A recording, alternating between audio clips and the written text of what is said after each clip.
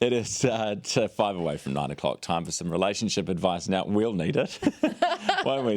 Won't be amicable. Some relationship advice. And this week, we're talking about amicable breakups, where people break up and then still get along. Relationship counsellor Margo Regan is with us this morning. Good morning. Morning.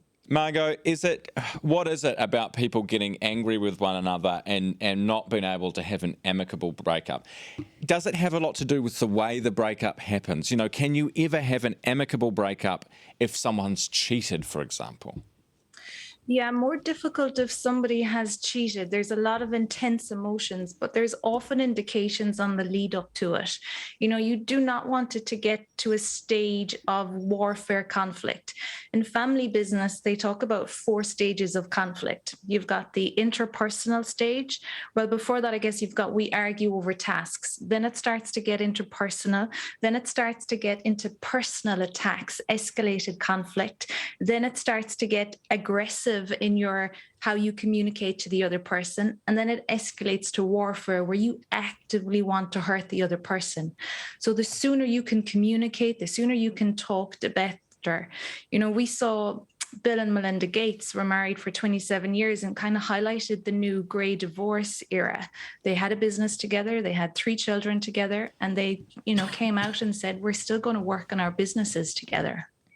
Yeah, that's pretty brave. I guess when you're worth billions of dollars, it's in both your interests to do that. Margo, let's talk about the actual process of breaking up. If you are going at it like cats and dogs and you're not in a good place and one of you wants out, how do you approach that? So I would get clear, first of all, on what are my reasons for wanting to get out and what are my reasons for staying. So often, it's not unlike making a decision to leave a job. People look at sunk cost. I've invested so much into this already. Do I want to leave? You look at the uncertainty about will I be able to find anybody else? The unknown. There's the society says that we should be together, that once you marry, that's it forever. Is it for the children? So get clear on what are my reasons for staying, what are my reasons for leaving. Communicate it through, talk it through with somebody.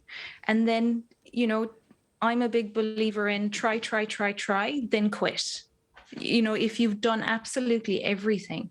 And of course, there's different stages. There's the people that are just getting together, dating, they've just met each other. They're in that new stage, the first couple of weeks, months, even into a relationship where you haven't fully committed, versus those that have children together, have property together, and have a committed lifestyle. Yeah. Very quickly before we go, Margo, trying to stay friends with the ex's family and friends and stuff, do you advise that? Or do you think once you've walked away from that person, you sort of leave their whole life as well? Great question. So being friends with the ex, I wouldn't proactively, engage communication with them. You've also got to be respectful to a new partner that might come in. So often what I find from clients is that actually leaving the WhatsApp group, leaving the Facebook group, if there's a new partner on board, not going for Christmas dinners until, emotions are, you're all stable in your secure attachment in your emotions and able to manage it. Yeah, absolutely. Margo, thank you very much for that advice this morning. Always appreciated. That's our relationship counsellor, Margo Regan, on how to leave your partner but stay friends, basically.